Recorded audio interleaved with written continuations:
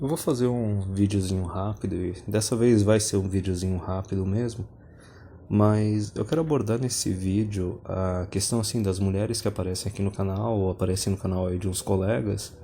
Primeiramente a gente tem aquelas que aparecem pagando de Maria Exceção, certo? Pagando de unicórnio, fazendo que, não, ela valoriza os homens, ela é diferente, isso e aquilo.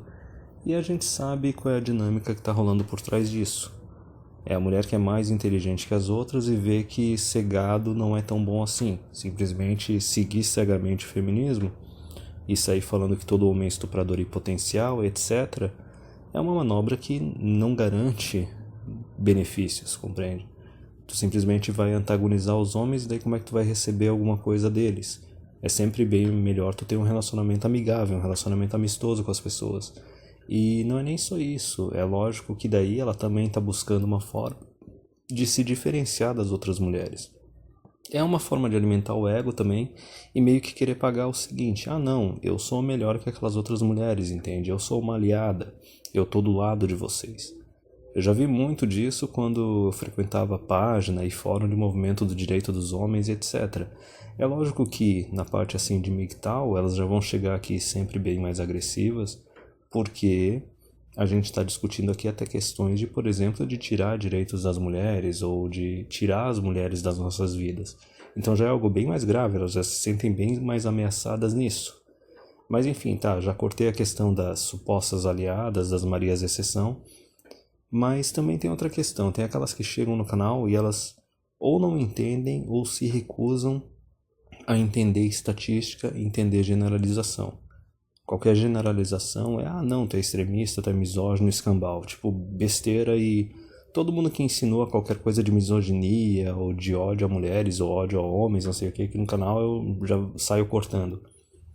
Mas enfim, eu até mesmo no canal já falei várias vezes que se tu pega a população feminina, lógico, se tu tá aí analisando milhares, centenas de milhares de pessoas, milhões de pessoas, tu vai ter que fazer generalizações, porque tu vai pegar a regra, a maioria, tu vai pegar a estatística. E eu mesmo já falei aqui no canal várias vezes que, por exemplo, da toda a população feminina, a gente tem 20% ali que são as mulheres que são realmente independentes. Tem a carreira dela, o estudo dela, o salário dela, não depende de família, não depende de marido, namorado, etc. Desses 20%, a gente tem 5% que competem de igual para igual com os homens fisicamente e também intelectualmente. Mas e os outros 80%, que ou são dependentes de marido, ou de namorado, ou de familiares, ou até mesmo do governo? É a generalização? É a maioria? É a regra? Certo? A própria exceção simplesmente comprova a regra. E daí nesse caso tem outra coisa também para ser abordada, que é o seguinte: até mesmo aquelas mulheres assim que chegam e falam, não, mas eu valorizo os homens na minha vida, eu não sacaneio eles, eu não vou sacanear eles, nem nada disso. Digamos a mulher que não vai usar a lei feminista para detonar com o namorado ou para detonar com o marido. Se for pegar estatisticamente, essas mulheres também são minoria, também são exceção. Eu não lembro qual que é a estatística, eu acho que é 70 ou 80% dos divórcios são iniciados pelas mulheres. E outra estatística que eu vi nos últimos tempos é que quando a mulher ela tem ensino superior, a chance de ela ser quem vai iniciar o divórcio sobe para 90%. Então veja bem, até mesmo essas mulheres que falam que elas não ferrariam com o marido ou com o namorado, e vamos supor que a gente acredite nelas, ok? Elas são minoria da minoria. Estatística, generalização, já comprova que elas são minoria. Então até mesmo para essas mulheres, veja bem, até mesmo para elas, a conta do feminismo já chegou para elas. Porque vê aí, tu tem uma maioria de mulheres que são dependentes, que usam as leis feministas para ferrar com os companheiros, e daí digamos que essa mulher ela é independente, ela é honesta, ela jura de pé junto que ela jamais vai ferrar com um homem. O que ela pode fazer para provar que ela é diferente? Para fazer o homem confiar, acreditar nela? Não tem nada que possa ser feito nesse caso. Ainda mais com as leis atuais e com agora essa perspectiva que a gente tem de as leis elas estarem piorando cada vez mais. Então, veja bem, o homem já está pagando a conta do feminismo desde lá da década de 60, 70. Só que agora, finalmente, nos últimos 10 anos, algumas mulheres começaram a pagar a conta, e conforme os homens forem abandonando paternidade e casamento e qualquer tipo de relacionamento com mulher que possa gerar um vínculo legal, elas vão ser cada vez mais prejudicadas ainda. Só que, ok, eu já falei dessa questão das mulheres da minoria, né, do 20% de mulheres independentes, 5% de mulheres que têm a mesma capacidade que os homens. Já tirei essa parte a limpo. Até mesmo as mulheres que chegam aqui se comportando que nem aliadas e as que chegam aqui só metendo pau. Vamos falar a respeito dessas mulheres que chegam aqui só metendo pau e que se recusam a entender generalizações e estatística. Por que quando tu tem alguma comunidade, algum ambiente, algum local, onde alguém começa a falar assim, todos os homens são iguais, todos os homens são estupradores em potencial, todos os homens são violentos, por que não é uma quantidade tão grande assim em comparação com as mulheres de homens que chegam lá metendo pau? Porque o homem ele já tem uma visão mais individualista dele mesmo. Ele reconhece que quando fala um negócio desse, estão falando dos outros homens, não estão falando de mim. Eu sou um indivíduo, né? O homem ele tem aquela mentalidade, não, eu sou um indivíduo que não comete essas coisas e o justo não tem que pagar pelo injusto.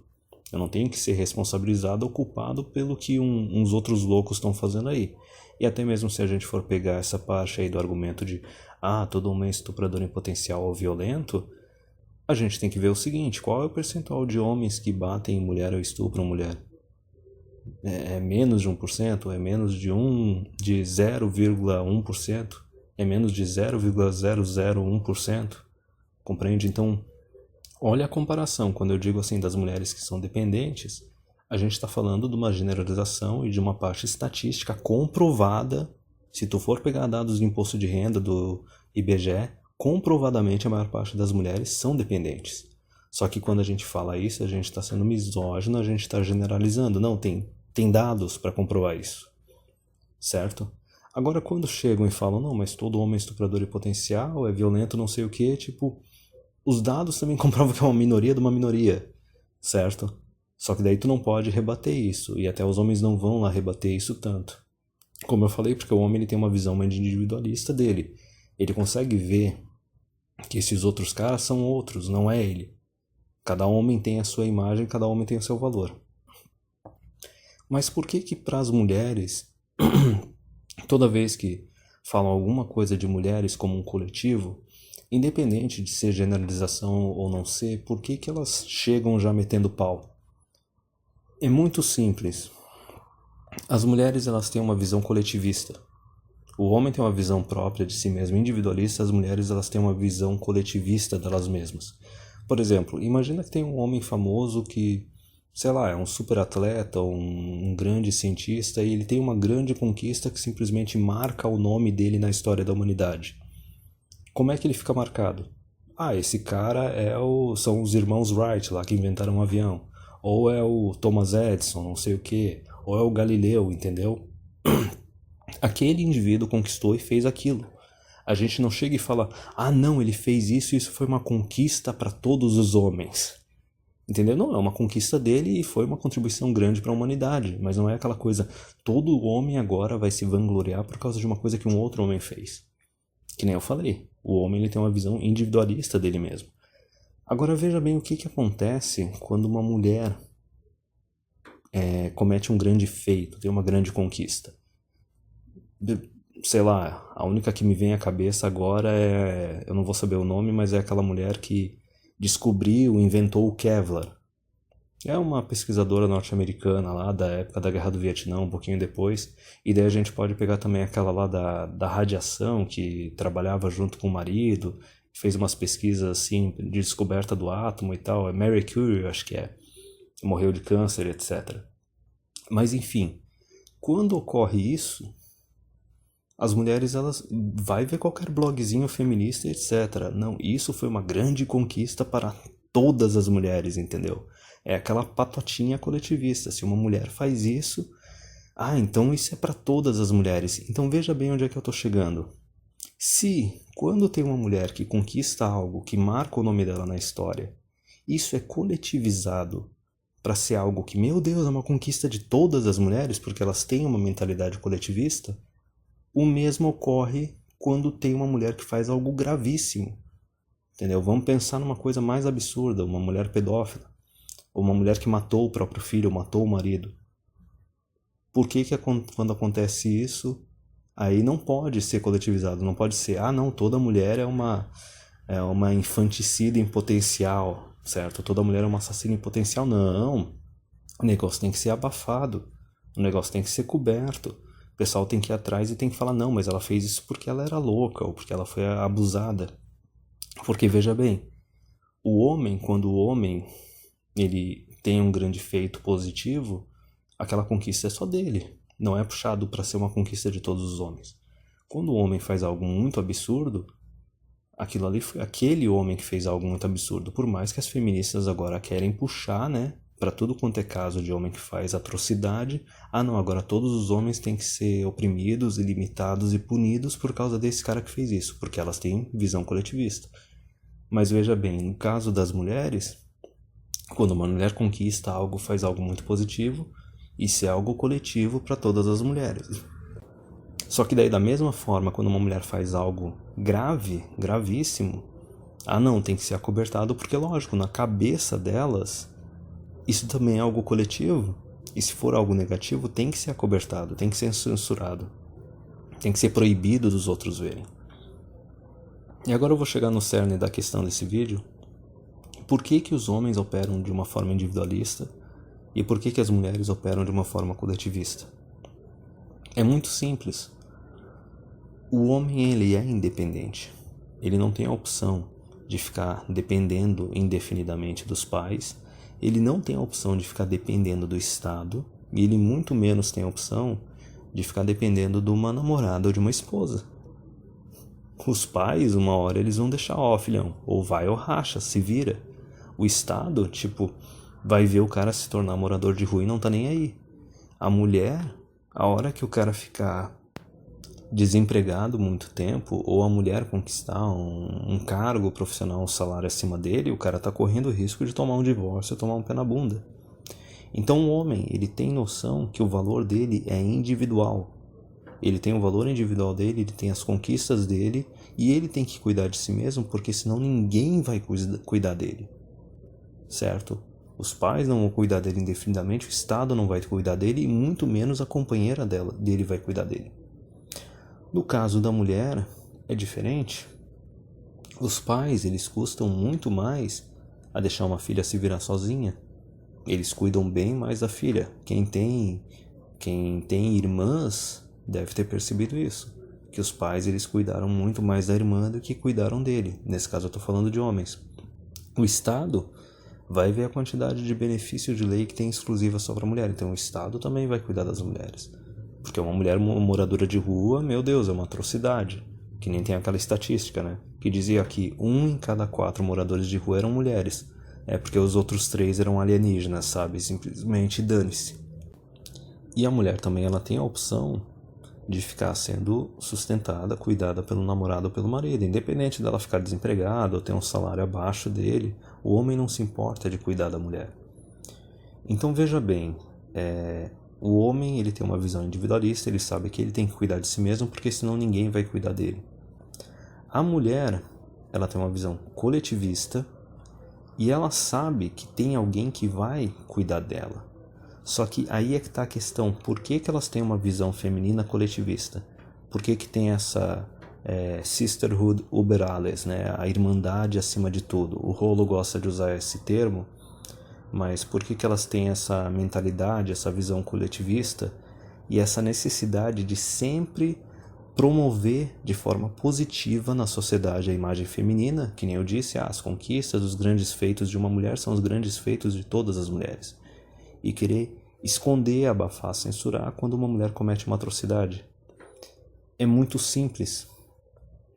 Mesmo que seja só inconscientemente ou instintivamente, elas sabem que na sociedade elas são dependentes. Que nem eu disse, são dependentes da família, né, dos pais, ou dependentes do parceiro, ou dependentes do governo.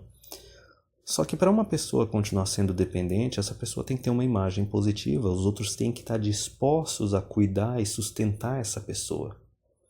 Então veja bem, é por isso que as mulheres elas querem preservar a imagem feminina o máximo possível, porque isso é uma questão de sobrevivência. A sobrevivência delas, o bem-estar delas depende disso.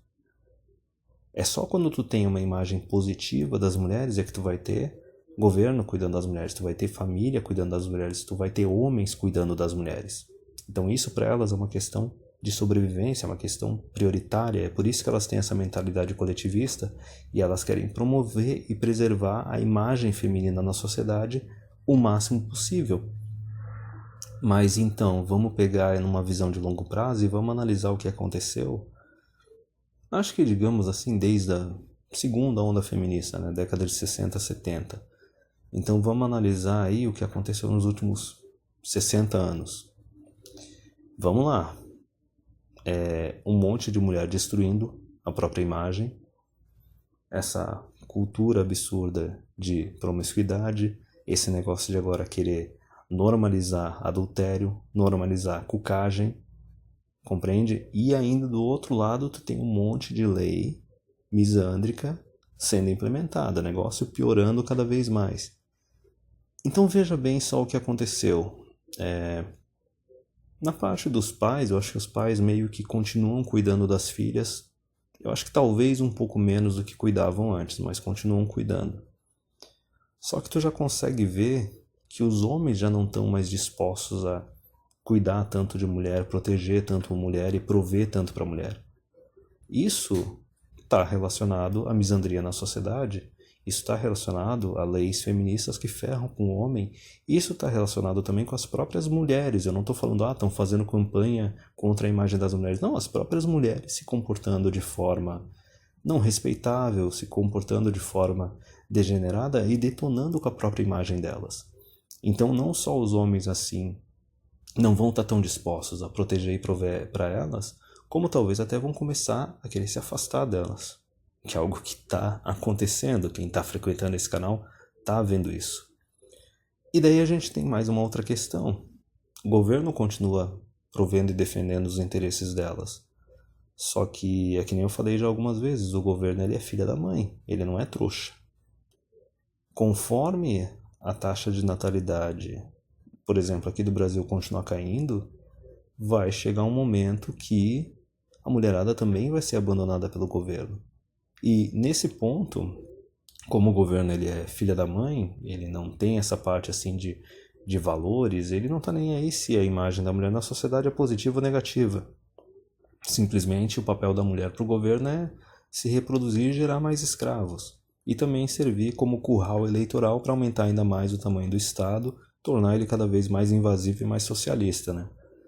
Mas veja bem, nos outros pontos de homens provendo e protegendo para as mulheres e de familiares cuidando de mulheres, tu já começa a ver que gradativamente as mulheres elas foram sendo abandonadas, conforme elas mesmas foram destruindo a própria imagem. E não só isso, né? Tentando agir politicamente para ferrar, dominar e controlar cada vez mais os homens através de leis feministas. Então, por fim, lógico, tem aí o feminismo no meio, essa expansão do feminismo na sociedade, o aumento da misandria. Só que na questão da imagem feminina, é por isso que a imagem feminina para elas é tão importante. É por isso que elas custam a entender generalizações, é por isso que elas custam a entender a parte também de estatística. Porque para elas isso é uma questão de bem-estar, isso é uma questão de sobrevivência. O bem-estar e a sobrevivência de uma mulher depende da imagem que as mulheres têm na sociedade. E não é tanto assim a imagem individual, porque elas coletivamente elas são dependentes. Conforme eu já expliquei, vai ser dependente do Estado, de familiares ou de um homem. Então, para ter pessoas que estão dispostas a cuidar e proteger as mulheres, elas têm que ter uma imagem positiva na sociedade, diferente do homem. O homem é independente, ele reconhece que ele é um indivíduo, que os outros são outros indivíduos, e ele não tem por que se responsabilizar ou se sentir culpado pelo que os outros fazem. Tem uma mentalidade mais individualista. Já para a mulher, a história é outra. Não dá para separar, porque como eu falei, é uma questão de sobrevivência. E a hora que a imagem da mulher começa a ficar negativa demais, aí é aquele negócio, é meio que nem Chapolin, né? Ó, e agora quem poderá me defender?